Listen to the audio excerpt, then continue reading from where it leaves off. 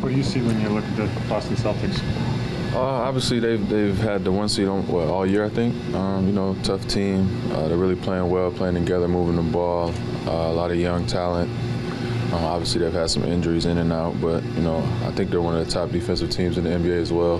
Haven't checked the numbers, but I think they're up there, and they've been the number 1 seed in our conference all year. So that's the first thing you think about when you think about it. How important do you see a game like this? It's only early February. At the same time, you guys have talked as a team about the goal being getting first, and there are sort of tiebreaker or standing implications in a game like this as well?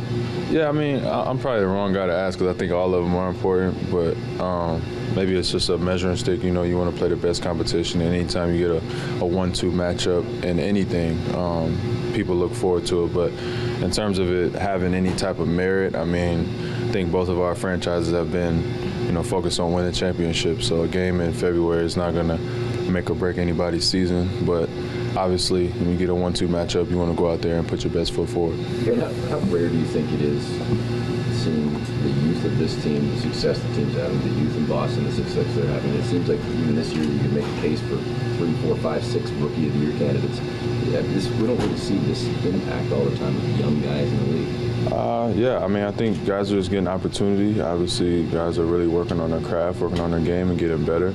And I think in both scenarios, they've kind of had to rely on the young guys, depending on franchise moves and whichever way the front office is going. The direction of the front office is allow young guys to have the opportunity, and then just got to step in there and make the most of it. So I think in both scenarios, a lot of young talent, like I said, just trying to make the most of the opportunities that are getting there. Do you see it sort of proving, because the old saying is, veteran teams win championships. So it's not like you guys don't have veterans. It's not like they don't have veterans, right.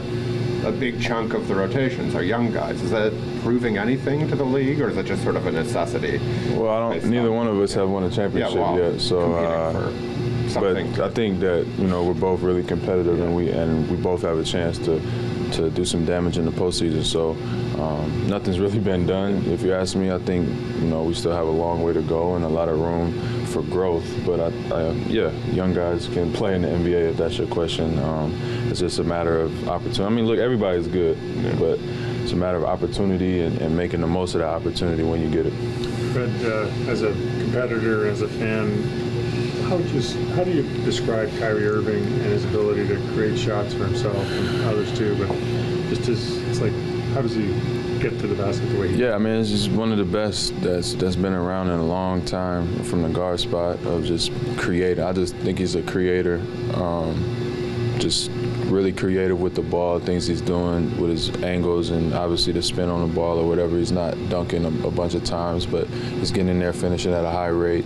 Obviously, he's really, really skilled, can shoot, dribble. So definitely one of the top guards, for a long time. And as a competitor, obviously, you look forward to those matchups and just want to go out there and compete. And, it should be fun. There's no pressure or you're not waking up feeling like it's a Super Bowl today, right? It's another game, but at the same time, you go out there and you want to compete and have fun. I mean, it seems like every point guard is awesome right now in the league, but does he bring something a little different? Does he kind of get your attention in a different way?